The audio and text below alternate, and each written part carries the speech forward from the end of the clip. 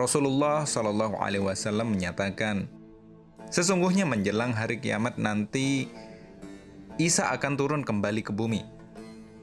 Istilah ini dalam versi Kristen disebut dengan the second coming, kedatangan untuk kedua kali. Kedatangannya bukan membenarkan agama Kristen dan Katolik, melainkan mengajak umat manusia untuk mengikuti ajaran yang telah disampaikan oleh Rasulullah Shallallahu Alaihi Wasallam. Selain itu, misi terpentingnya ialah membunuh Dajjal. Namun, tahukah Anda mengapa justru Nabi Isa lah yang dipilih Allah Subhanahu wa taala untuk membunuh Dajjal? Mengapa bukan Nabi Muhammad SAW yang secara syariat menjadi junjungan umat muslim sedunia? Nah, berikut ini adalah alasan kenapa Allah menugaskan Nabi Isa alaihissalam. Sebelumnya, tekan tombol subscribe dan aktifkan lonceng notifikasi channel ini. Bagikan video ini ke teman dan keluarga kalian, karena barang siapa yang menunjuki kepada kebaikan, maka dia akan mendapatkan pahala seperti pahala orang yang mengerjakannya. Hadis riwayat Muslim.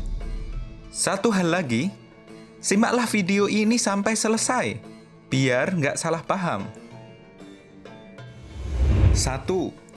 Nabi Isa alaihissalam masih hidup dan diangkat oleh Allah Subhanahu wa taala ke langit. Diturunkannya Nabi Isa di akhir zaman akan menjadi bukti kebenaran firman Allah Subhanahu wa taala dan menjungkir balikkan keyakinan orang-orang Yahudi dan Nasrani.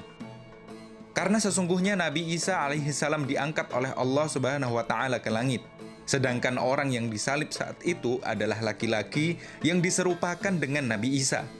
Hal itu Allah terangkan dalam surat An-Nisa ayat 157 hingga 159. Dan karena ucapan mereka, sesungguhnya kami telah membunuh Al-Masih, Isa putra Maryam, Rasulullah. Padahal mereka tidak membunuhnya dan tidak pula menyalibnya. Tetapi yang mereka bunuh ialah orang yang diserupakan dengan Isa bagi mereka. Sesungguhnya orang-orang yang berselisih paham tentang pembunuhan Isa benar-benar dalam keraguan-raguan tentang yang dibunuh itu. Mereka tidak mempunyai keyakinan tentang siapa yang dibunuh itu, kecuali mengikuti persangkaan belaka.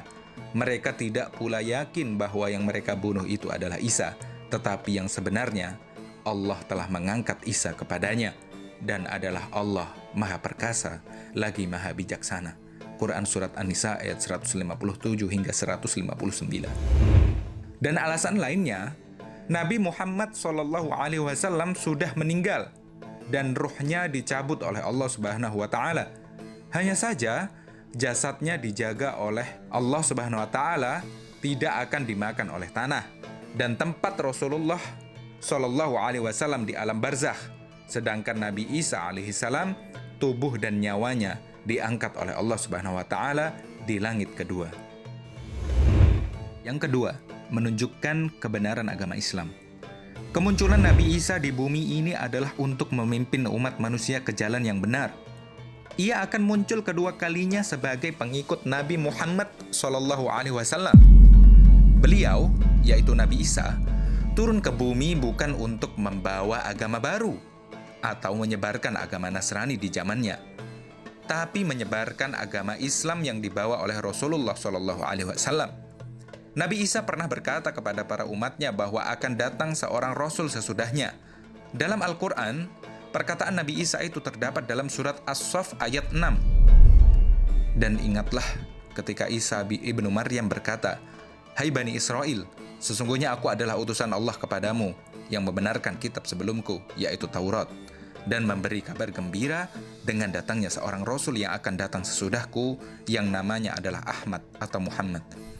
Selain itu, turunnya Nabi Isa untuk membantah orang-orang Nasrani yang telah menuhankan Nabi Isa, menolak agama Islam, mengagungkan salib dan menghalalkan babi. Justru Nabi Isa nanti akan mengajak mereka untuk masuk Islam, memerangi orang agar masuk Islam, berhukum dengan syariat Islam. Tidak ada seorang pun dari ahli kitab kecuali akan beriman kepadanya, yaitu Isa, sebelum kematiannya. Dan di hari kiamat nanti Isa itu akan menjadi saksi terhadap mereka. Quran Surat An-Nisa ayat 159. Ibnu Zaid mengatakan bahwa ketika Isa bin Maryam turun lagi ke bumi, ia akan membunuh Dajjal. Lalu tidak akan tersisa lagi seorang pun Yahudi kecuali akan beriman kepadanya. 3. Misi Nabi Isa alaihissalam. Sebagaimana diterangkan dalam berbagai hadis, misi Nabi Isa alaihissalam turun kembali ke bumi adalah untuk menyelamatkan umat manusia, membunuh Dajjal, menumpas Ya'juj dan Ma'juj, menghancurkan salib, membunuh babi, serta membersihkan akidah umat Islam dari berbagai penyimpangan dan fitnah Dajjal. Al-Baghawi dalam tafsirnya, beliau berkata, "Kami telah mendapatkan riwayat dari Nabi SAW. Sungguh hampir dekat waktunya turun di tengah-tengah kalian Isa bin Maryam sebagai hakim yang adil. Dia akan menghancurkan salib, membunuh babi, menghilangkan jizyah atau upeti, karena kafir dhimmi sudah tidak ada lagi, semuanya telah menjadi muslim. Akan dihancurkannya seluruh agama di zaman beliau kecuali Islam." Hadis riwayat Bukhari. Pada akhirnya nanti, Nabi Isa akan tinggal di muka bumi selama 40 tahun. Setelah itu akan meninggal dan kaum muslimin mensolatinya. Beliau akan dimakamkan di muka bumi. Oleh karena itu, ini menunjukkan bahwa tidak ada makhluk yang terbuat dari tanah yang mati di tempat lain selain bumi. Wallahu a'lam bishawab.